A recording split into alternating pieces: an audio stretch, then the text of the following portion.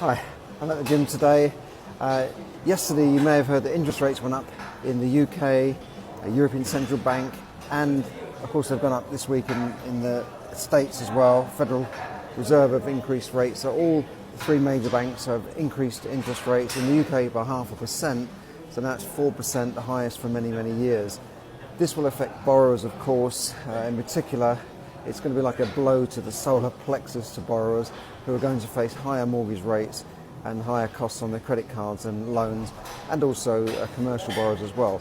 So I put together a little video for you on my YouTube channel, Charles Kelly Money Tips Podcast, to show you how you can cope with this. But I want to give you 4 quick tips right now. If you're in problems with your mortgage or your loans, or you're having any difficulty whatsoever, first thing is to talk to the bank. Don't just let things stew or hope that it will all go away. Talk to the banks and inform them that you're having problems. Next thing is to try and negotiate different terms with them. Maybe you can get them to switch you temporarily onto an interest-only deal. Maybe you can get them to freeze your interest rate or reduce your interest rate for the time being until you get back on your feet.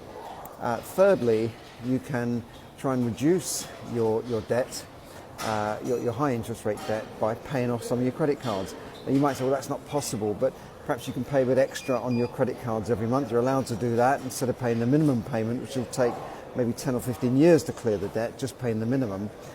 You could also use some savings that you might have spare over and above your sort of emergency fund to pay off some of your credit cards. Because if you're earning next to nothing on your card, then what's the point of on your bank savings, but you're paying a much higher rate on your card? What's the point of leaving your money in the bank earning, say, 0.25% when you're paying 15 or 20% on your card?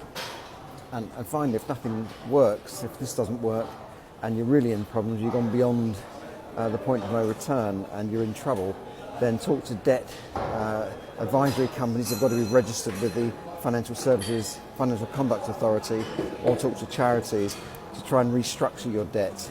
Okay, so I hope that's helped. I'm also running a webinar next Wednesday at 8 p.m, which will give you 3 steps to getting control of your finances and hopefully moving towards financial freedom. So that's next Wednesday at 8 p.m. I'll put the link up in the description. In the meantime, have a great weekend. I'll get on with my workout. Bye for now.